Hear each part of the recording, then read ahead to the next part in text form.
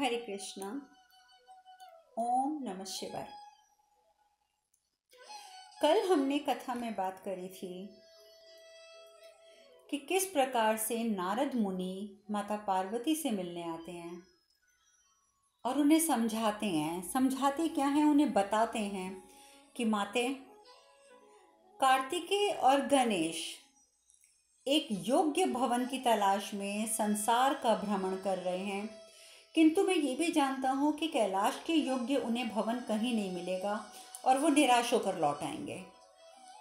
और माते, जब बच्चे निराश होकर लौटेंगे, आप अगर उन्हें प्रसन्नता प्रदान करना चाहती हैं तो क्यों ना आप एक भवन तैयार कीजिए, ताकि बच्चे जब निराश होकर लौटें तो यहाँ आकर उन्हें एक अति सुंदर भवन नजर आए। आप जानती हैं कि आप जीवनदायिनी शक्ति हैं, आप चाहें तो आप कुछ भी कर सकती हैं, तो फिर आप ये कार्य स्वयं क्यों नहीं करती। और इस प्रकार से नारद जी के कहने पर माता पार्वती कहती है कि नहीं, मैं भवन तो नहीं बनाऊंगी, लेकिन हाँ, मैं एक भवन की प्रतिकृति ज़रूर बनाऊंगी। और वो महादेव से अनुमति लेकर एक छोटी सी भवन की प्रतिकृति बनाती हैं। प्रतिकृति मीन्स मॉडल हाउस, जिसको हम बोलते हैं किसी भी चीज़ का मॉडल बनाना। तो प्रतिकृति बनाती हैं, बहुत सुंदर प्रतिकृति, बहुत ही सुंदर। जैसे कृति तैयार होती है, प्रतिकृति, नारद मुनि वापस आ जाते हैं। माता पार्वती बोलती हैं, अभी तो आप गए थे कुछ समय पूर्व। तो नारद मुनि बताते हैं कि मैंने किसी के आने की आहट सुनी। माता पार्वती के पूछने पर नारद मुनि बताते हैं कि शनि महाराज आ रहे हैं। माता पार्वती घबरा जाती हैं, महादेव से भी बात करती हैं। ये सब हम कल कथा में चर्चा कर चुके हैं, पर कुछ नए भी भाई बहन इसमें जुड़े हैं, इसलिए मैं थोड़ा सा बता रही हूँ कि उनको समझ आ जाए कहानी कहाँ तक पहुँची है। और माता पार्वती महादेव से कहती हैं कि आप बाहर जाकर, कैलाश से बाहर जाकर ही शनिदेव से मिल लीजिए और वहीं से उन्हें वापस भेज दीजिएगा, क्योंकि हम नहीं चाहते कि उनकी कुदृष्टि हमारे भवन की प्रतिकृति पर पड़े। और महादेव ये भी कहते हैं कि देखो पार्वती, शनि महाराज की दृष्टि को तुम कुदृष्टि मत कहो, क्योंकि वो तो हमें हमारे कर्मों के हिसाब से फल देते हैं, हमारे कर्मों के हिसाब से हमें पुरस्कृत भी करते हैं। तो जो कुछ मिलता है वो हमारे अपने कर्म से मिलता है, तो इसमें शनिदेव की क्या गलती। पर फिर भी यदि तुम चाहती हो तो ठीक है, मैं कैलाश के बाहर ही उनसे मिल लेता हूँ। और वो कैलाश के बाहर जाके विराज जाते हैं, वहीं पे वो मिलते हैं शनि महाराज से, और शनि महाराज के आग्रह पर वो डमरू बजाना शुरू कर देते हैं।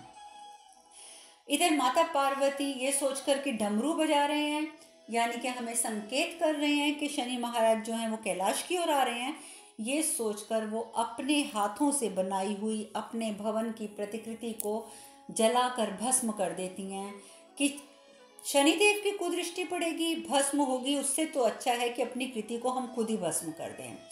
और इस प्रकार से वो भस्म कर देती हैं। बहुत देर इंतजार करती हैं, डमरू बजता जा रहा है और वो तो आए नहीं, ना शनिदेव ना महादेव। तो फिर वो नारद मुनि से कहती हैं देवर्षि, अगर कैलाश में आगमन हो चुका था शनिदेव का, तो वो अब तक पहुंचे क्यों नहीं है, और स्वामी अभी तक डमरू क्यों बजा रहे हैं। हमें चलकर देखना चाहिए। चलिए देवर्षि, हम चलते हैं और चलकर देखते हैं। जाते हैं वो महादेव को देखने के लिए, तो क्या देखते हैं कि वाकई महादेव तो कैलाश में आए ही नहीं, वो तो वहीं कैलाश की सीमा पर बैठे हैं, लगातार डमरू बजाते जा रहे हैं और शनि देव उस डमरू की आवाज़ पर झूमते जा रहे हैं। माता पार्वती को कुछ समझ नहीं आता, वो देवर्षि की शक्ल देखने लग जाती हैं कि ये क्या।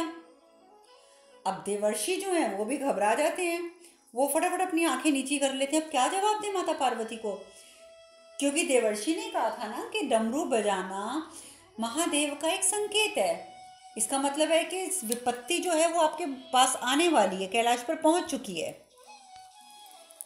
अब देवर्षि भी क्या जवाब दें, माता पार्वती भी हैरान। उसी समय डमरू रुकता है, शनि महाराज भी अपनी आंखें खोलते हैं, देखते हैं सामने माता पार्वती भी खड़ी हैं, तुरंत प्रणाम करते हैं और कहते हैं, माते, मैं क्षमा चाहता हूँ कि आपके दर्शन पाने में मैंने विलंब कर दिया, मुझे पहले आपके दर्शन करने आना चाहिए था, पर मैं नहीं आ सका।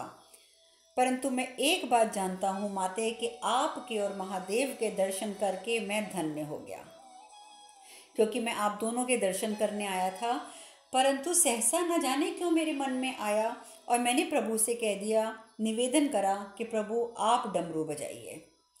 और जब महादेव ने डमरू बजाना शुरू किया तो मैं सब कुछ भूल गया माते, अपना विषाद, अपना दुख, यहाँ तक कि आपके दर्शन पाना भी भूल गया। परंतु अब मेरा यहाँ आना सफल हुआ है, क्योंकि अब मुझे आपके भी दर्शन प्राप्त हो चुके हैं। अब मुझे जाने की आज्ञा दीजिए। माता पार्वती सर हिलाकर आज्ञा तो दे देती हैं, लेकिन अचंभित खड़े रह जाती हैं। नारद मुनि भी नजरें झुकाकर खड़े रह जाते हैं, क्योंकि उन्हें कुछ समझ नहीं आता कि ये सब क्या हुआ। माता पार्वती तो जैसे अपने होश में ही नहीं है, उनको बिल्कुल समझ नहीं आ रहा कि सिर्फ यहाँ पर डमरू बज रहा था और मैंने अपनी प्रतिकृति भस्म कर दी। अब नारद मुनि घबरा जाते हैं कि कहीं माता के कोप का सामना ना करना पड़े। तुरंत कहते हैं, प्रभु प्रभु मुझे भी आज्ञा दीजिए, नारायण नारायण नारायण नारायण, और वहाँ से प्रस्थान कर जाते हैं। माता पार्वती अभी भी हैरान, अभी भी हैरान, तो चुपचाप खड़ी रहती हैं। महादेव बोलते हैं, पार्वती अब तो प्रसन्न हो ना तुम। देखा, मैंने शनिदेव को कैलाश नहीं आने दिया, मैंने यहीं से उन्हें वापस भेज दिया। माता पार्वती कुछ जवाब नहीं देती। वो क्या जवाब दें कि शनिदेव तो कैलाश पर पहुंचे ही नहीं, और उसके बावजूद माता पार्वती ने स्वयं अपनी प्रतिकृति को नष्ट कर दिया। माता पार्वती कुछ नहीं कहती, चुपचाप कैलाश की ओर चली जाती हैं और जाकर अपनी टूटी हुई प्रतिकृति के समक्ष खड़े हो जाती हैं। उनकी आंखों से आंसू बहते हैं। महादेव कहते हैं, दुखी होने की आवश्यकता नहीं है पार्वती, तुम क्यों दुखी हो रही हो। माता पार्वती जब ये बात सुनती हैं कि महादेव बोल रहे हैं कि तुम क्यों दुखी हो रही हो, दुखी होने की आवश्यकता नहीं है, उन्हें क्रोध आ जाता है। कहती है, दुखी ना हो क्यों। महादेव से पूछती हैं, वो क्यों दुखी ना हूं मैं स्वामी। क्योंकि आपको दुख नहीं है, इसलिए आप इस समय दुखी नहीं है, इसलिए मैं भी दुखी ना हूं। यही चाहते हैं ना आप, क्योंकि जो कुछ हुआ आप तो यही चाहते थे। आप तो यही चाहते थे कि इस प्रतिकृति को मैं ना बनाऊं, बने भी तो ये नष्ट हो जाए। तो वही हुआ जो आप चाहते थे। ठीक है, इससे तो आपका कथन सिद्ध हो जाता है ना कि कैलाश पर भवन का निर्माण हो ही नहीं सकता। उचित है स्वामी, उचित है, किंतु जो भस्म हुआ है ना, वो मेरे लिए एकमात्र प्रतिकृति नहीं थी स्वामी। वो सिर्फ एक मेरे लिए प्रतिकृति नहीं थी स्वामी, वो मेरा स्वप्न था। स्वप्न, मेरी कल्पना नहीं थी, वो मेरा स्वप्न था, जो हमने अपने समस्त परिवार के लिए देखा था स्वामी। वो एक स्वप्न था। और आप कह रहे हैं कि मैं दुखी ना हूं। दुख होता है स्वामी, बहुत दुख होता है। जब स्वप्न टूटते हैं ना, तो स्वप्न टूटने पर बहुत दुख होता है, किंतु आप तो ये तभी समझेंगे ना जब उस स्वप्न में आपकी सहभागिता होती। परंतु स्वामी, आपने तो वो सब स्वप्न देखा ही नहीं था।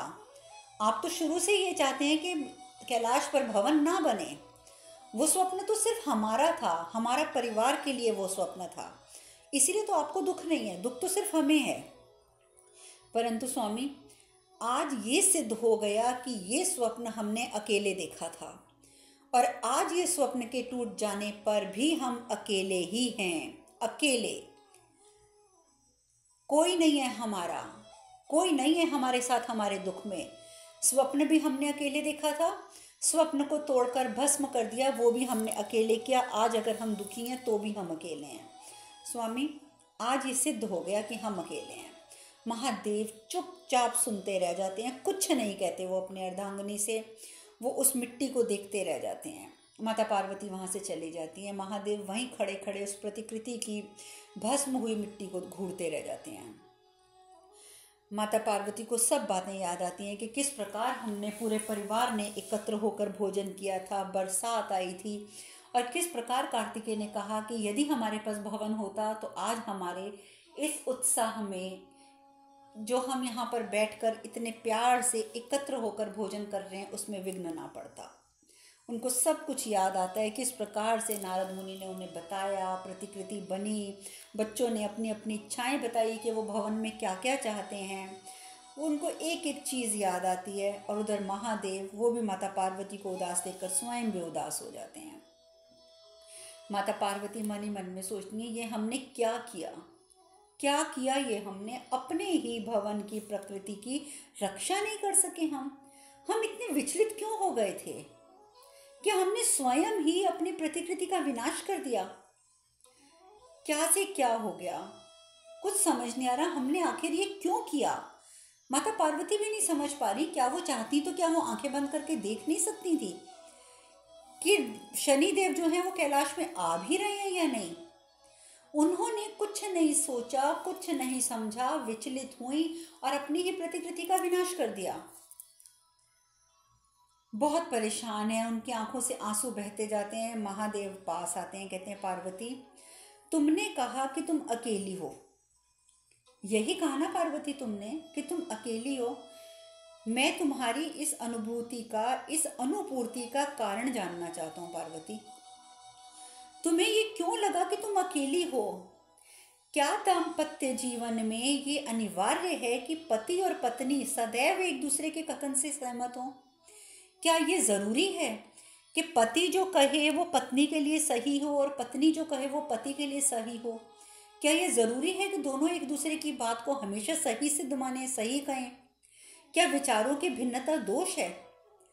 तुम सोचती हो कि यहाँ भवन बनाना है, मैं सोचता हूँ कि हमें भवन की आवश्यकता नहीं है। हमारे विचार भिन्न हैं और हर पति पत्नी के विचार भिन्न होते हैं। तो क्या विचारों का भिन्न होना एक दोष है? नहीं पार्वती, नहीं। सहमत ना होते हुए भी एक दूसरे की बातों की का, इच्छाओं का मान रखना ये आवश्यक होता है दाम्पत्य जीवन में। यदि तुम्हारी कोई इच्छा है तो और मेरी इच्छा वो नहीं है, फिर भी मैं तुम्हारी इच्छा का मान रखूं, और इसी प्रकार से मैं तुम्हें कुछ बोलूं, वो बेशक तुम्हारी इच्छा ना हो परंतु तुम फिर भी मेरी इच्छा का मान रखो। पार्वती, दाम्पत्य जीवन ये होता है। हमें एक दूसरे को सदैव प्रसन्न करने के लिए हाँ में हाँ मिलाते रहें, ऐसा नहीं करना चाहिए। अगर हम झूठी हाँ में हाँ मिलाते रहें, पति कहे अरे अर्धांगिनी को कि तुम्हारी ये इच्छा है, हाँ हाँ हाँ मेरी भी यही इच्छा है, तो ये झूठ होगा। इसी प्रकार से पति एक बात रखे और पत्नी कहे हाँ हाँ हाँ हाँ ये मेरी भी इच्छा है, तो ये पत्नी की तरफ से झूठ होगा। नहीं पार्वती, ये उचित नहीं है। हाँ में हाँ मिलाना हर बात में उचित नहीं है। तुम्हें अपने कथन मेरे समक्ष रखने की अनुमति है, मुझे अपने कथन रखने की अनुमति है, लेकिन सहमति और विचारों में भिन्नता ये हमारा अधिकार है। यदि हम एक दूसरे की गलत बातों में भी हाँ में हाँ मिलाते रहेंगे तो क्या वो हमारा वास्तविक स्वरूप होगा पार्वती? क्या हम आदर्श पति पत्नी होंगे? नहीं पार्वती, मैं जानता हूँ कि भवन का निर्माण करना तुम्हारी इच्छा है और मैं तुम्हारी इच्छा का सम्मान करता हूँ पार्वती। और मैंने कभी भी मेरी इच्छा को तुम्हारे ऊपर इस तरीके से नहीं थोपा, और ना ही मैंने कभी चाहा है कि तुम मेरी इच्छाओं के अनुरूप अपने आप को परिवर्तित कर लो, और मैंने विवश भी नहीं किया कभी तुम्हें। यदि मेरी कोई एक इच्छा होती भी है तो मैं तुम्हें सिर्फ कह देता हूँ पार्वती, मेरी ये इच्छा है, परंतु तुम अपनी मालिक स्वयं हो। तुम चाहो तो मेरी इस इच्छा को मानो, यदि तुम ना चाहो तो मत मानो। और इसी प्रकार से मैंने तुम पर कभी कोई बंदिश नहीं लगाई, कभी तुम पर कोई मैंने चीज़ थोपी नहीं कि नहीं पार्वती ये मेरी इच्छा है तो तुम करो, और ना ही तुम्हारी इच्छा के मैं विरुद्ध गया हूँ कभी। तुमने कहा कि तुम्हें कैलाश पर भवन चाहिए, तो मैंने तुम्हें ना चाहते हुए भी, मेरी इच्छा नहीं थी भवन की, परंतु फिर भी मैंने तुम्हें मना नहीं करा, बल्कि मैंने तुम्हें कैलाश पर भवन निर्माण की स्वीकृति भी दे दी। स्वीकृति दी थी ना मैंने पार्वती तुम्हें। मैंने तो तुम्हें नहीं कहा कि तुम अपनी प्रतिकृति भस्म करो। देखो पार्वती, ये सत्य है कि ना तो मुझे भवन की आवश्यकता है और ना ही भवन की इच्छा है। भवन तो कैलाश की नियति में है ही नहीं। किंतु सत्य ये भी है पार्वती कि कैलाश पर तो एक परिवार की स्थापना की भी जो इच्छा थी वो निहित नहीं थी। कैलाश पर एक परिवार तो कभी बन ही नहीं सकता था, और एक ग्रह बनाने की, एक घर बनाने की, एक परिवार बनाने की, उसकी स्थापना करने की मेरी तो कभी इच्छा ही नहीं थी पार्वती। किंतु फिर भी ये सब कुछ संभव हुआ। सब कुछ संभव हुआ केवल तुम्हारे कारण। आज हमारी संतानें हैं तो केवल तुम्हारे कारण। तुम जगदम्बा हो पार्वती, तुम जगदम्बा हो। तुम्हारे लिए तो कुछ भी असंभव नहीं है, कुछ भी। मैंने तुमसे ये अवश्य कहा कि पार्वती तुम दुखी मत हो, किंतु उसका तात्पर्य ये नहीं था कि प्रतिकृति के भस्म होने के पश्चात कैलाश पर भवन का निर्माण हो ही नहीं सकता। मैंने तो तुम्हें ये कहा कि तुम दुखी मत हो, क्योंकि मैं जानता था कि दुख करने का क्या मतलब है, क्या औचित्य है दुख करने का, जबकि भवन निर्माण तो तुम वैसे भी कर सकती हो। तो इसीलिए मैंने कहा था कि दुखी मत हो पार्वती, हो पार्वती, हो पार्वती। परंतु पार्वती, मैं एक बात और कहना चाहता हूँ कि तुम्हें दुखी देखकर मुझे ये आभास हुआ कि जब तुम एक प्रतिकृति से इतना आसक्त हो सकती हो, इतना आसक्त हो गई हो, तो पार्वती जब भवन बनेगा तो तुम्हें उससे कितना मोह हो जाएगा, कितना मोह। माता पार्वती कुछ जवाब नहीं दे पड़ती, वहां से चल पड़ती हैं। महादेव कहते हैं रुको पार्वती, रुको, पहले मेरी पूरी बात सुनो। पार्वती, तुम्हें मुझ पर विश्वास करना चाहिए था, मुझ पर विश्वास करना चाहिए था। मैं तुम्हारा पति हूं पार्वती, और तुम्हें मुझ पर विश्वास रखना चाहिए। जब तुमने शनि देव की कुदृष्टि का प्रश्न किया तो मैंने तुम्हें उत्तर दिया, किंतु तुम मेरे उत्तर से सहमत नहीं हुई, बिल्कुल भी सहमत नहीं थी। उसके पश्चात जब तुमने मुझे ये कहा कि स्वामी शनि देव को कैलाश के बाहर रोको, और मैंने इसे अपना दायित्व समझा पार्वती, और मैंने इसे पूर्ण भी किया। और जब तुमने मुझे ये दायित्व सौंप ही दिया था कि मैं शनिदेव को कैलाश पर ना आने दूं, तो तुम्हें मुझ पर विश्वास करना चाहिए था, और मैंने उस दायित्व को सफलतापूर्वक निभाऊंगा, ये बात तुम्हें अपने मन में रखनी चाहिए थी। तुम मेरी अर्धांगिनी हो पार्वती। यदि तुमने मुझे, यानी कि अपने पति को तुमने एक दायित्व सौंपा है, तो तुम्हें अपने पति पर पूर्ण विश्वास होना चाहिए था कि तुम्हारा पति उस दायित्व को निभाएगा, सफलतापूर्वक निभाएगा। किंतु भवन का मोह या उसे खोने का भय।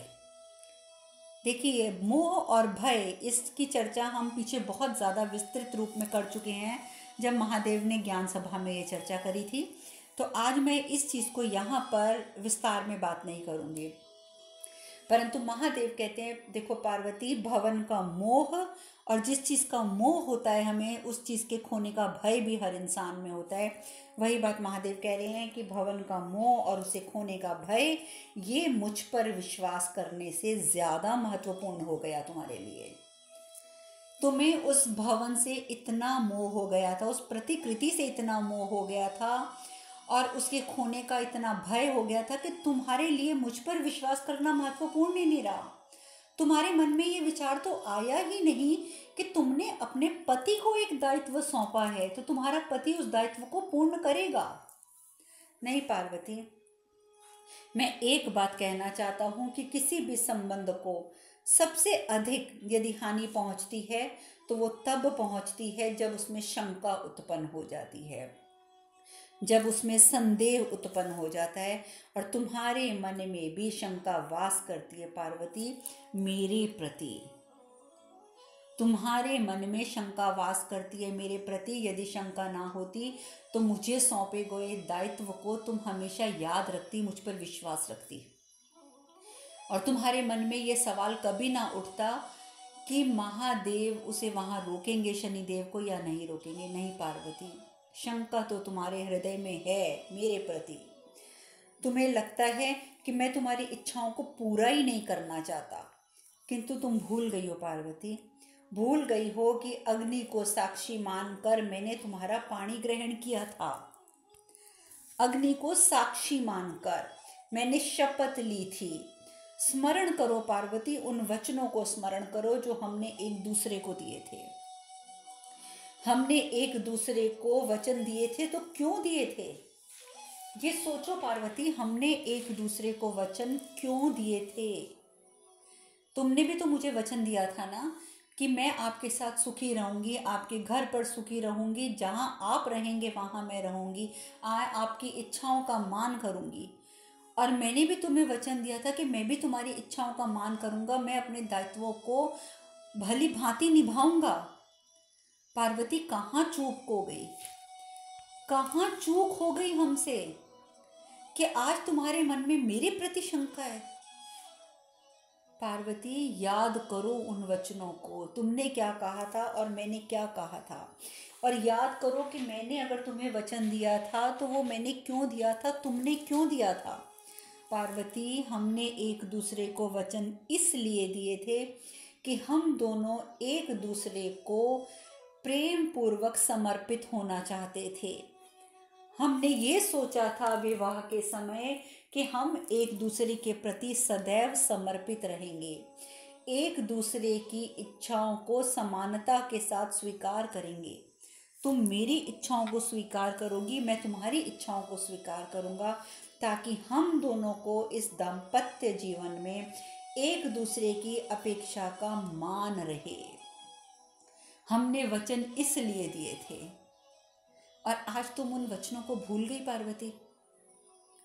क्यों भूल गई? हमने तो वचन इसीलिए दिए थे एक दूसरे को कि ताकि हम एक दूसरे की अपेक्षाओं का मान रख सकें, एक दूसरे के कर्तव्य के दायित्व का बोध हम दोनों को रहे। मैं समझ सकूं कि तुम्हारा कर्तव्य क्या है, तुम समझ सको कि मेरा कर्तव्य क्या है।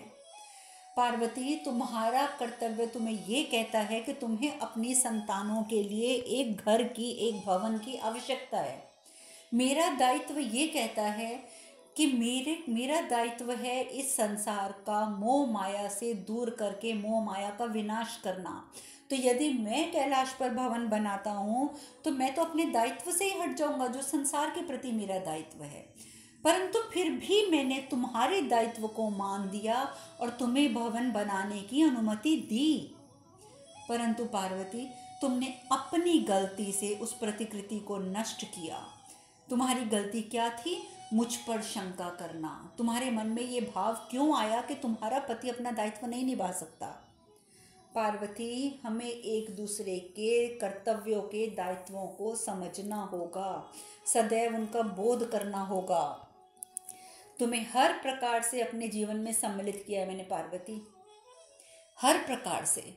जब मैंने तुम्हारा पाणी ग्रहण किया, तुमसे विवाह किया, तो मेरे मन में एक ही इच्छा थी कि मैं तुम्हें हर प्रकार से अपने साथ, अपने परिवार में, अपने जीवन में, परिवार तो मेरा नहीं था, अपने जीवन में सम्मिलित करूं और हम अब अपना परिवार बनाएं। मेरी तो यही सिर्फ एक इच्छा थी। तो तुम बताओ ना कि जब मैंने हर प्रकार से तुम्हें अपने जीवन में एक बार सम्मिलित कर लिया तो तुम मुझसे अलग कैसे हुई? मैं तुम्हारे भीतर वास करता हूँ पार्वती, तुम्हारे भीतर, और तुम मेरे भीतर वास करती हो। हम एक दूसरे के हृदय में वास करते हैं। भले ही वो स्वप्न तुमने अकेले देखा, और मैं तुम्हें आगे के लिए भी कहता हूँ पार्वती, भले ही तुम सारे स्वप्न अकेले देखो, किंतु उन स्वप्नों को पूरा करने हेतु मैं तुम्हारे साथ सदैव उपस्थित रहूंगा पार्वती, सदैव उपस्थित रहूंगा। मैं आज भी तुम्हारे साथ था। मैंने तुम्हें अनुमति दी थी भवन की, परंतु तुमने मुझ पर संदेह किया और उस प्रतिकृति को नष्ट कर दिया। पार्वती, आज मैं तुम्हें पुनः ये बात समझाता हूँ कि हम दोनों समान हैं, हम दोनों प्रेम पूर्वक एक दूसरे को समर्पित हैं, हम दोनों एक दूसरे के दायित्वों को समझते हैं। तुम मुझ में वास करती हो, मैं तुम में वास करता हूँ, हम एक दूसरे से अलग नहीं हैं।